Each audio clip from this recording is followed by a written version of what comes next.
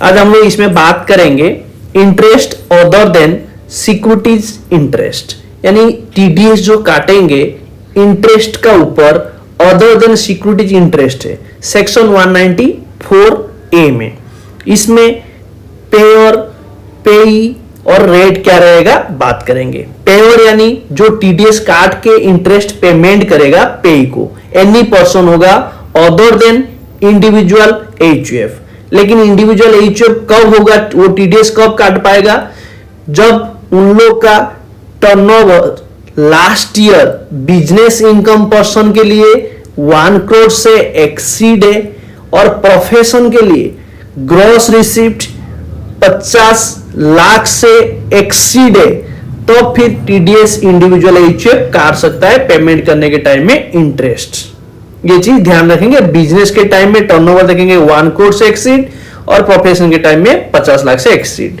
पेई कौन होगा, रेसिडेंट पर्सन। यहां पे चीज ध्यान रखेंगे, रेसिडेंट पर्सन है, यानी जो इंटरेस्ट रिसीव करेगा वो रेसिडेंट पर्सन होना चाहिए। और टीडीएस रेट क्या रहेगा 10%। 10% आप टीडीएस काट के इंटरेस्ट अमाउंट आप पेमेंट कर सकते हैं। अभी जो बात करेंगे ये जो इंटरेस्ट आप पेमेंट करेंगे इसमें आपको टीडीएस डिडक्ट करना नहीं पड़ेगा, नो टीडीएस इसमें एप्लीकेबल है।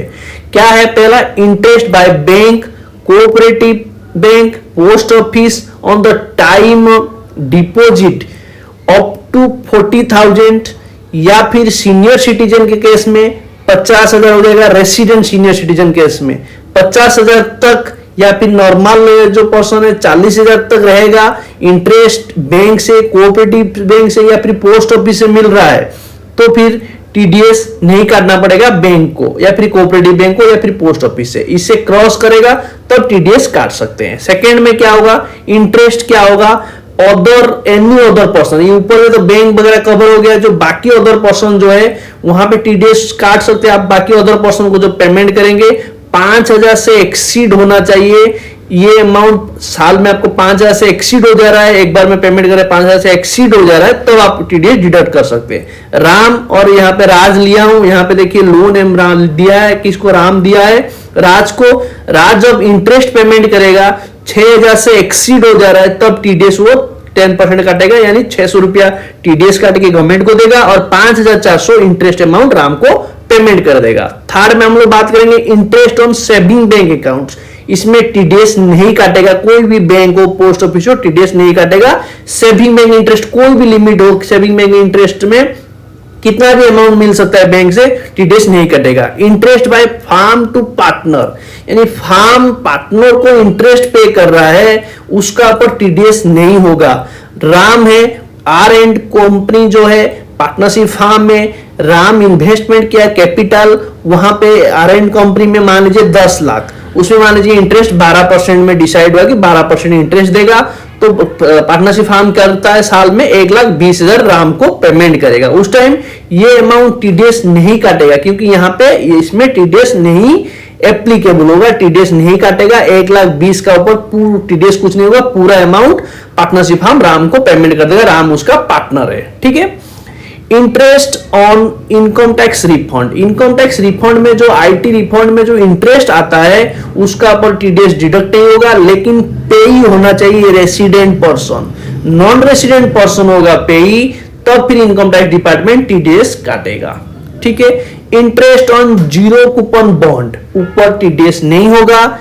इंटरेस्ट टू बैंक, यहां पे टू लिखा है, यानी आप इंटरेस्ट पे करेंगे बैंक को, कोऑपरेटिव बैंक, आपका financial corporation, LIC, insurance corporation, insurance company, UTI, national skill development fund, housing and urban development corporation को आप इंटरेस्ट पे करेंगे तो इसमें टीडीएस एप्लीकेबल नहीं होगा, लेकिन एनबीएफसी इसमें कवर नहीं है।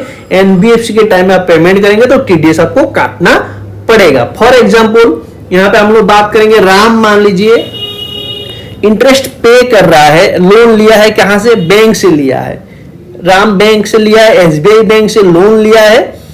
मान लीजिए हम लोग होम लोन एक दिखा देंगे, ठीक है, होम लोन दिखा देंगे, एसबीआई से राम लिया है, उसका ईएमआई आएगा, ईएमआई राम भरेगा मंथली बेसिस में, ईएमआई 25,000 पेमेंट करेगा।